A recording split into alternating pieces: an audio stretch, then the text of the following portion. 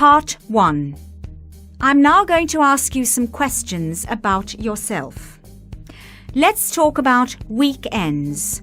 What did you do last weekend? Well, let's see. Last weekend... Oh, it was very exciting, actually. It was the beginning of the international rugby tournament, the Six Nations. Have you heard of that one? It's really good. It's got all the nations: England, Ireland, Wales, Scotland, Italy, France. And it's just such a good competition because it brings everyone together. Everyone goes to the pub and watch the game, and it's kind of a battleground inside the pub and on the pitch for everybody supporting your nation, really. Do you prefer to spend the weekends with your family or friends? I would say definitely my friends. You can't choose your family, but you can choose your friends, can't you? So you just have more in common with your friends, I suppose. So yeah, I just think hanging out with my friends is probably what I prefer to do. What things do you like to do on the weekend? Well, generally relax. We work hard enough during the week, 9 to 5, Monday to Friday. So yeah, generally go for walks, perhaps a Sunday lunch on Sunday, clearly, and yeah, relaxing. Bit of a drinking culture of England, so a few drinks with friends, so something like that. Now let's talk about mobiles or cell phones. How often do you use a mobile or cell phone? Every day. It's become part of our staple diet, hasn't it, really? We use it all the time, so several times a day easily. Have you had any problems using a mobile or cell phone? Not so much using it. I've had problems with them, mainly not getting reception, things like that is sometimes a problem. Dropping them into water has been a problem as well. Didn't work very well after that. Do you think you will use a mobile phone or cell phone more or less in the future?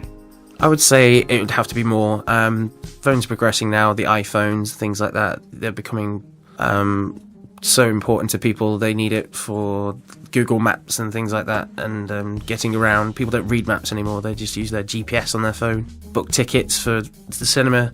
It's going to be, you can't live without them, basically. In the future it'll be even worse. Do you like receiving presents? Who doesn't? It's all about receiving with presents. Giving's no good at all. The bigger the better, of course. I'm still a child in that way. I don't even read the card on the presents. I just rip those open at Christmas and see what I've got. Who was the last person you gave a present to? Probably my mother and father for Christmas. Yeah, I got them some books. They've retired at the moment, so they're really into their reading. So I got them a couple of books that they wanted. Is it better to give someone money rather than buy them a present?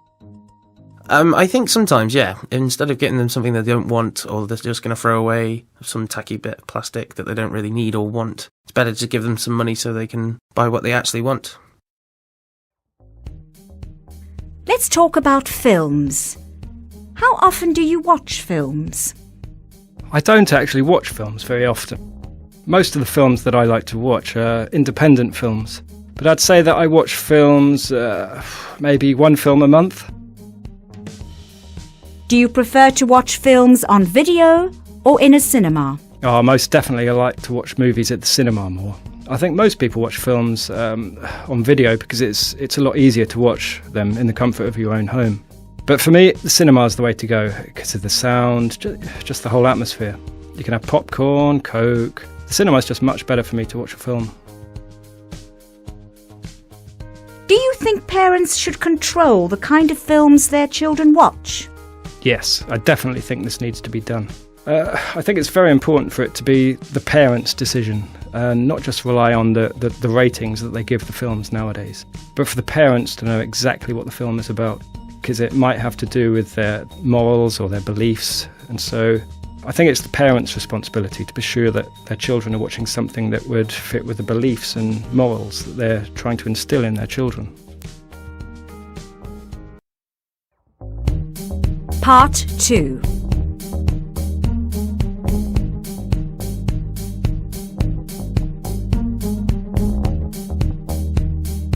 Now I'm going to give you a topic and I'd like you to talk about it for 1 to 2 minutes.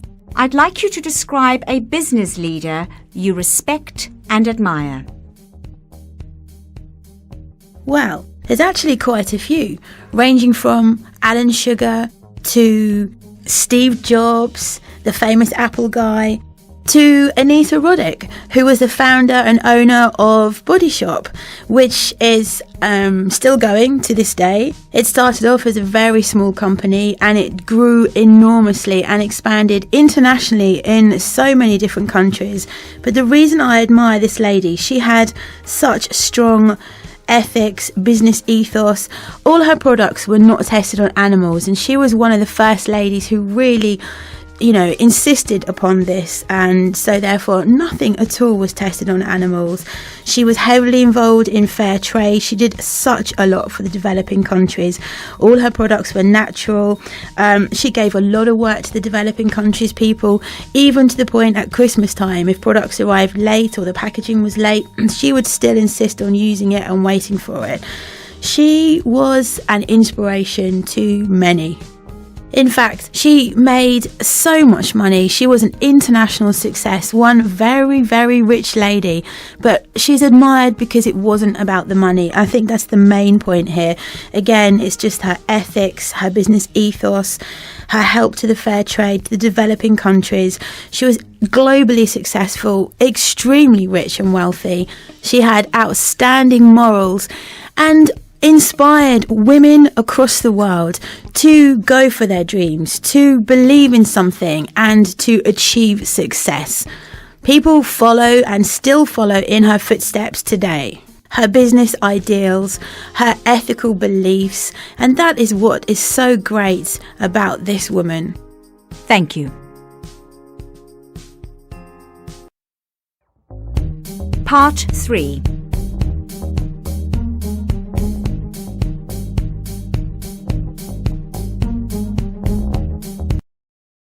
I'm now going to ask you some general questions about the topic you've just discussed. Let's talk about leaders. What qualities make someone a good leader?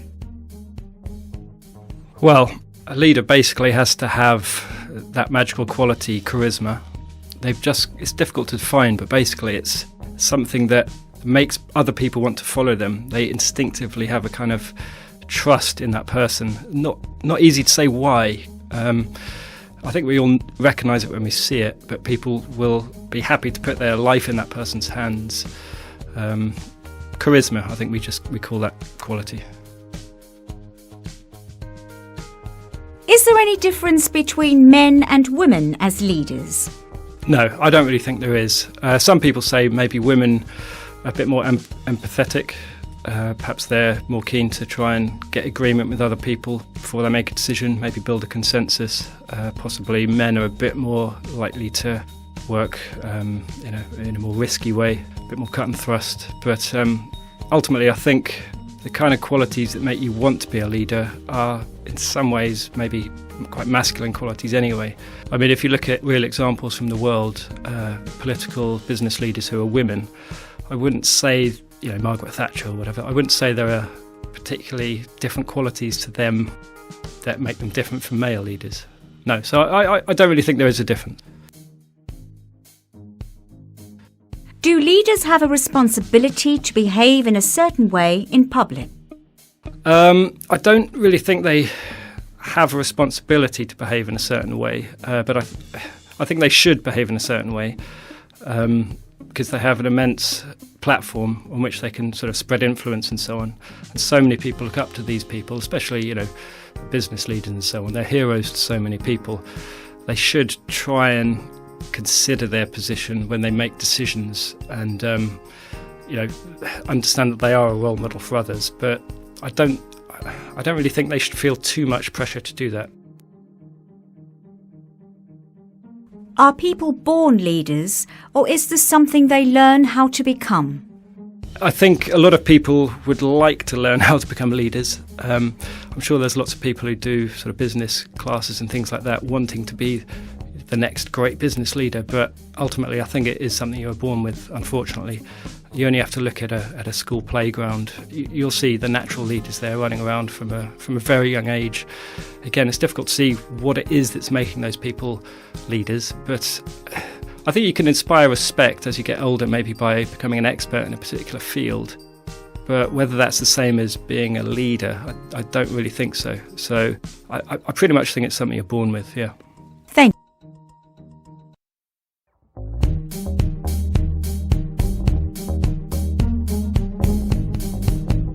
How to extend your answer in speaking.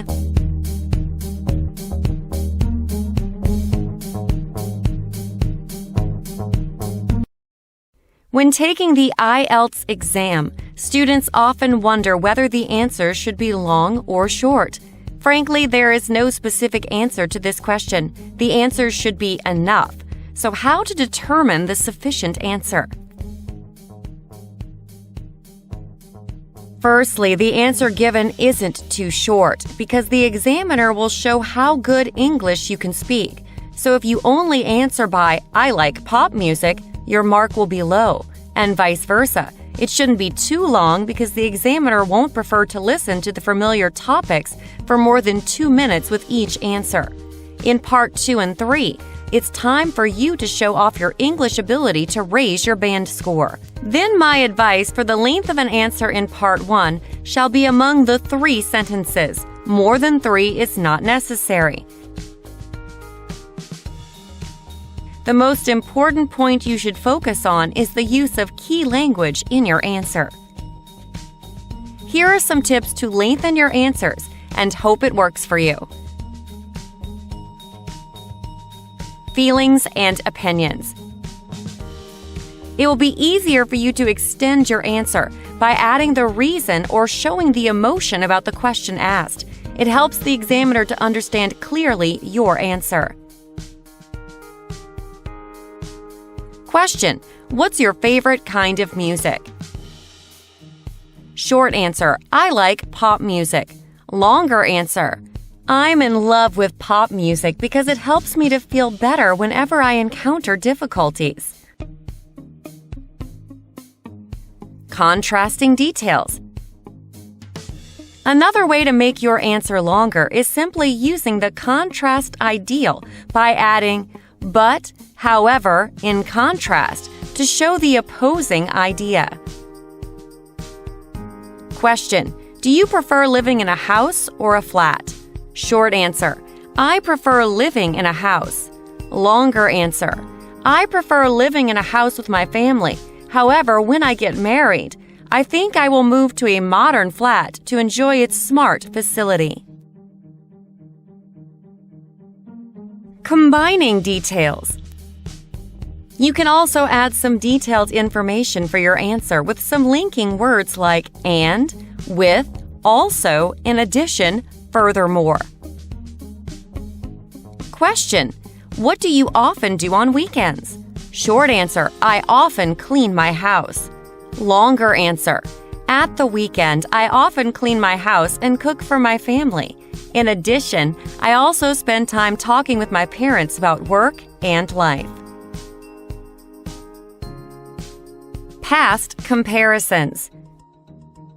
You can make your answer longer by comparing with what you use the past and what you take on at present. Question: what do you want to be in the future? Short answer: I want to become a teacher.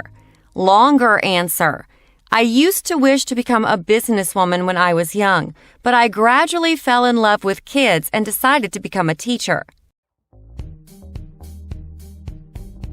Adding reasons.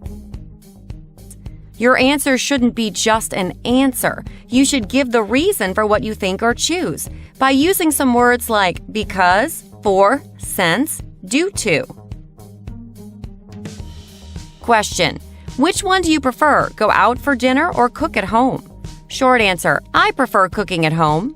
Long answer: I prefer cooking at home because my mother is a good chef and she often teaches me how to cook delicious meals. Future. If something will change in the future, you can make use of the structure will plus verb or be going to verb. Question: what do you do? Short answer: I work as a teacher. Long answer: currently I am working as a teacher at the primary school, but 2 months later, I will move to the international school to teach Chinese students. Contrast opposing idea.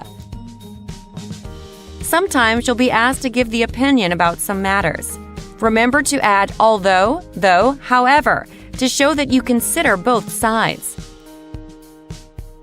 Question: do you play football? Short answer: yes, I really love playing football. Longer answer: yes, I really love playing football. However, my mother often prevents me from playing that game for the silly reason I'm a girl. Giving examples. By giving some realistic examples, your answer would be easier to understand and persuasive. Question: do you and your sister have the same interest? Short answer: no, we're totally different.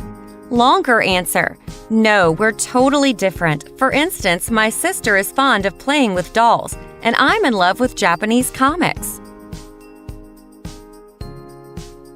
Frequency.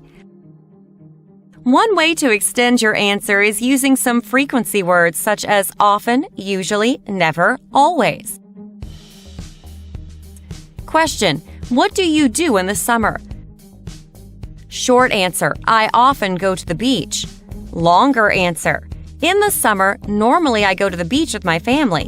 I and my mother often enjoy sunbathing, while my father tries some sports games like water skiing and snorkeling.